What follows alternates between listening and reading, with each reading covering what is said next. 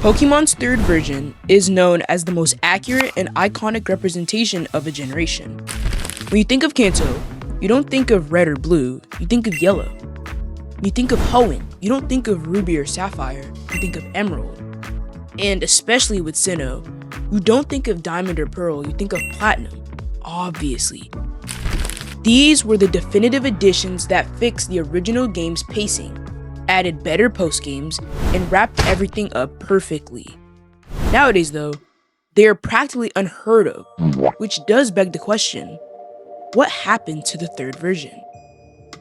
To answer the question, we need to go back in time to the release of Ultra Sun and Ultra Moon, the final third version that was ever released by Game Freak back in 2017. It gave us a whole new story involving Necrozma, exclusive post-game content like Team Rainbow Rocket, and even the unprecedented reveal of 5 brand new mid-generation Pokemon, like Poipole and Naganadel. It looked completely fine from the outside. The problem?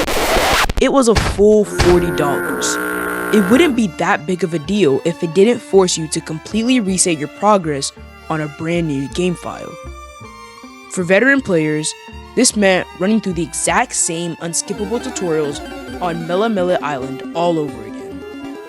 Things did change towards the end of the game, but at its core, it was the exact same game. Same mechanics, same battles, and it seemed people believed the game simply wasn't worth what it cost to buy it all over again.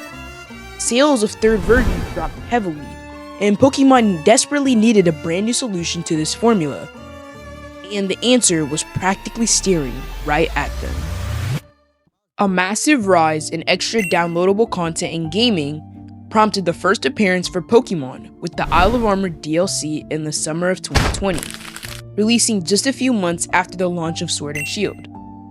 On its own, it introduced much less stuff than your normal third version, focusing on a shorter story and the legendary Kubfu. But this was quickly followed up by the Crown Tundra DLC, another attachable piece of gameplay that cost $30 total for the entire expansion pass.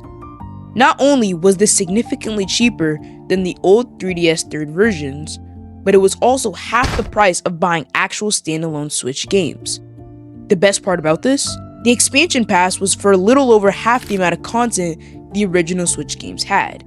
Plus, it introduced Dynamax Adventures, which became one of the absolute best, most cooperative shiny hunting methods in the entire history of the franchise, and it was pretty clear what was going to happen in the future. The trend of DLCs continued into Generation 9 with Scarlet and Violet, and the release of the Hidden Treasure of Area Zero, releasing in 2 parts across 4 months in late 2023. The exact same things happened here, expanding the lore, bringing back old Pokemon, and most importantly, sales increased. Sword and Shield saw a massive 4.3 million sales increase of the games after their DLCs dropped, while Scarlet and Violet did a worse but still highly respectable 1.13 million units after their own release. From a business standpoint and a player standpoint, all these details point to one undeniable thing: DLCs are just better. If you enjoyed that video, make sure to like and subscribe. And check out this video about your life as a bug type, right here.